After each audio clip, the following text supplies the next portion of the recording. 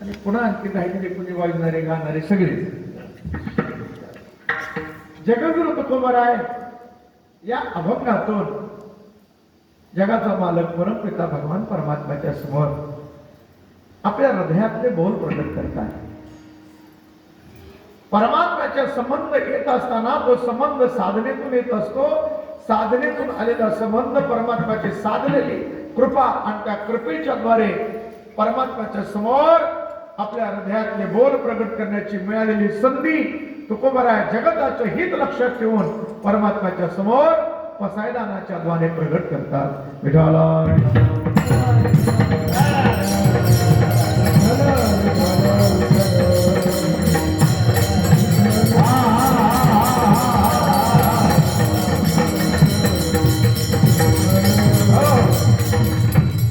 परमात्म्याच्या समोर सेवेच्या द्वारे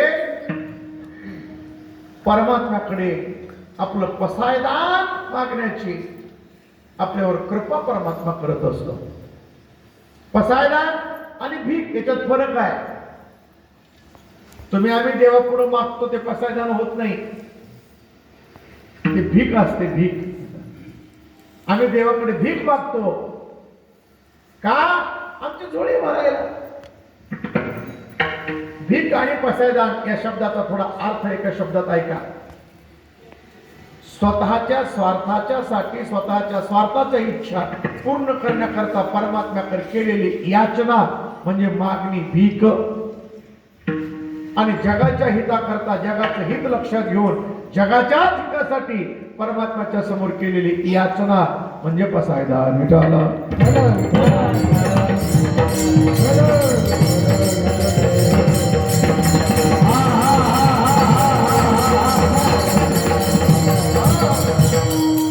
आपण जे मागतो ते मागणी भीक होते, कारण आम्ही आमच्या स्वार्थाकरता मागतो.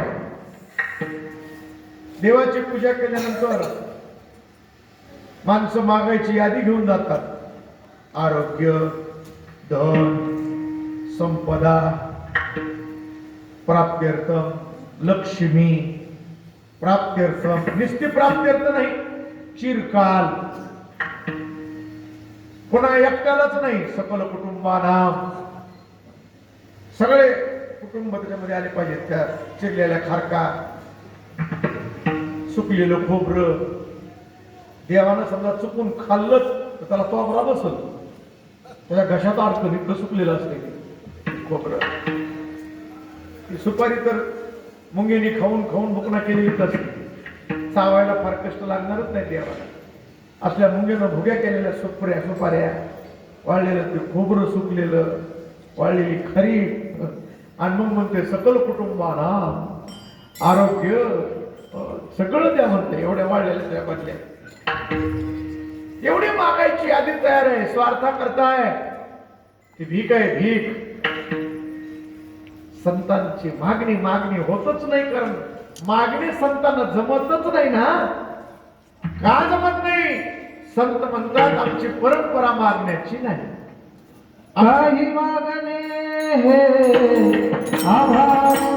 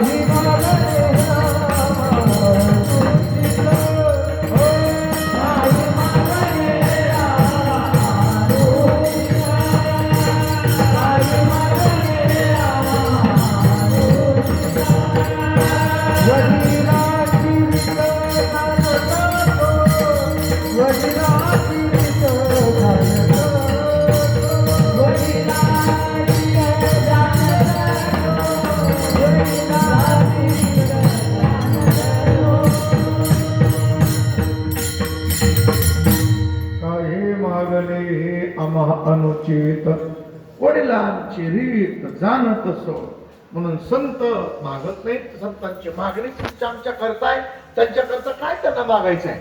त्यांना काय त्यांच्या करता बंगले बांधून ठेवायचे, त्यांच्या करता 5-7 एकर जमीन घेऊन ठेवायची? ज्ञानोबाला तुकोबाला या गोष्टी करायच्या नाहीत. फक्त समाजाचं सुख लक्षात ठेवून समाजाच्या सुखाची तळमळ अंतःकरणात असल्यामुळे समाजाच्या वतीनं परमात्म्याकडे याचना संतांना करावी लागते. आणि म्हणून मागण्याचा विचार करत असताना 2 गोष्टीचा विचार करावा लागतो. एक, ज्यानं सेवा केली त्यानं मागावं आणि ज्याची सेवा केली त्याच्याकडे मागावं.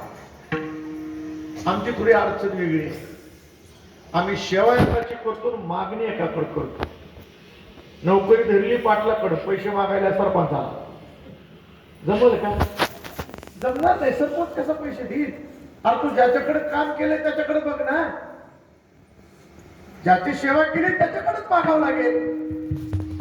ज्याची आणि पुन्हा दुसरा मुद्दा आहे का, ज्यानं सेवा केली त्यानंच मागायचं, ज्याची सेवा केली त्याच्याकडेच मागायचं, दुसऱ्याकडे मागून उपयोग नाही.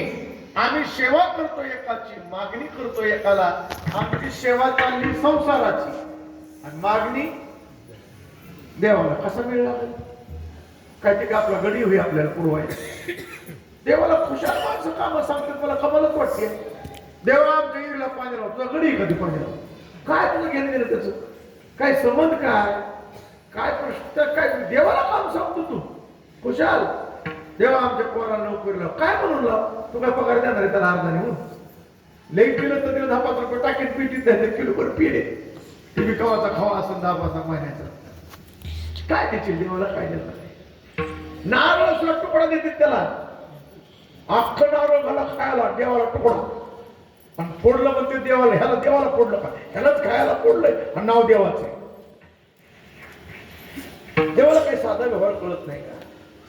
आपण सेवा संसाराची करतो, मागणी देवाकडे करतो. आमची मागणी पूर्ण होत नाही. मागणी ज्याची करायची आहे त्याची सेवा केली पाहिजे.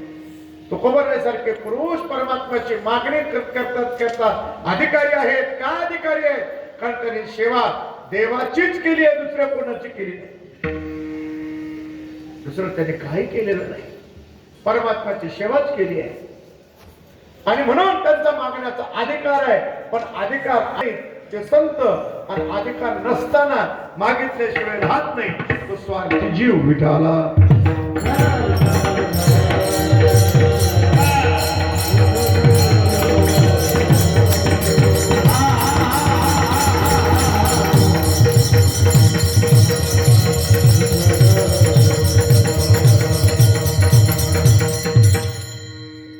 पण ते काय, त्या देवाची एक गंमत आहे, देवाची एक खोड आहे. ते मागणाऱ्याला देत नाही आणि न मागणाऱ्याच्या महागात ते घे म्हणून. त्याची ती गंमतच आहे. आमच्या सारखा त्याचा स्वभाव आहे. आम्ही बी न खात्या देवालाच निवड दाखवतो, खाणाऱ्याला दाखवत नाही. खात नाही म्हणून दाखवतो त्याला. देवाचंही तसंच आहे. संत मागत नाहीत आणि त्यांना मागा म्हणून परमात्मा पाठीमाग लागल्याशिवाय राहत नाही. तुकोबारा म्हणतात, आम्ही मागावं कसं करतात रे? काय मागायची आवश्यकता आहे? आम्हाला आवश्यकता पडत नाही मागायची. आणि तसा जर विचार केला, तुकोबाराला काय मागायची गरज आहे? काय तुकोबाराकडे सामर्थ्य कमी आणि मागावं कोणी ज्याच्याकडे नाही त्यानं मागावं? तुकोबाराकडे काय कमी आहे? तिही त्रिभुवन